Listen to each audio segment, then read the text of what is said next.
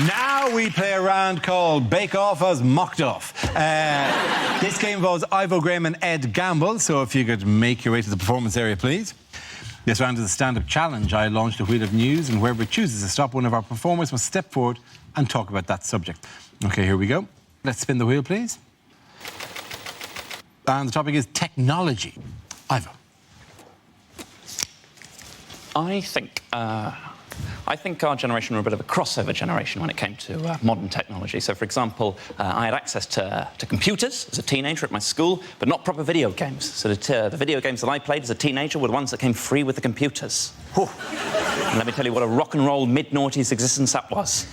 Those long afternoons on my own spent playing Minesweeper, playing pinball, and trying to scroll down all the way to the bottom of Microsoft Excel.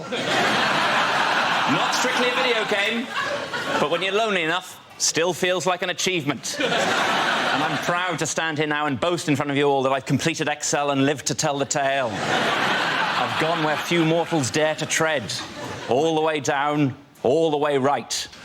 Written my name in that bottom right-hand Excel cell. I won't tell you what that cell is called, 'cause it would blow your minds. Spent a joyous moment just hovering over Control-P, and just imagining the carnage. Did I have the balls? The sheer granite testes to print off the entirety of Excel on the school paper supply. I didn't in the end, but the thought experiment was enough alone. Then in my last year, we got a games console, our first group video game, Mario Kart. If you're not familiar with it, it's the greatest video game and thing of all time. Since tried intercourse, still prefer Mario Kart. In Mario Kart, you're actively encouraged to finish first. And if you do, there's no shame. Well done, Ivo Graham. OK, that leaves us with Ed. Let's see what you've been left with. Let's spin the wheel. And the topic is relationships. Where you go.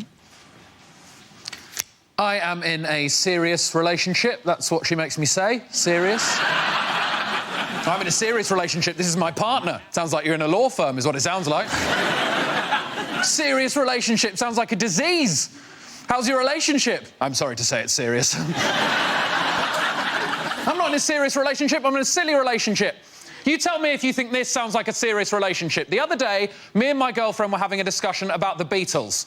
At some point during that discussion, she forgot George Harrison's name. Now, she previously knew George Harrison's name, but her brain did something to her that all of our brains do to us now and again. It just deleted a fact for no reason. And it panics you when that happens. You think, am I going mad? Am I going senile? You go on a spiral of panic and worry, and I could see she was worried. And any good boyfriend in that situation would have told her George Harrison's name, and I am a good boyfriend. But I am a better comedian. So what I chose to do in that situation was write down every guess that she took at George Harrison's name. I have memorised them, and I'm now going to recite them to you, the good people of Mock the Week. Here we go. Guess number one. John, Paul, Ringo, John. There it is. She thought there might have been two Johns in the Beatles. Maybe the Beatles were a double John band. And as if we'd remember them in that order, we wouldn't go John, Paul, Ringo, John. We wouldn't bookend it with Johns. It would be John, John, Paul, Ringo, John, John, or Paul, Ringo and the Johns.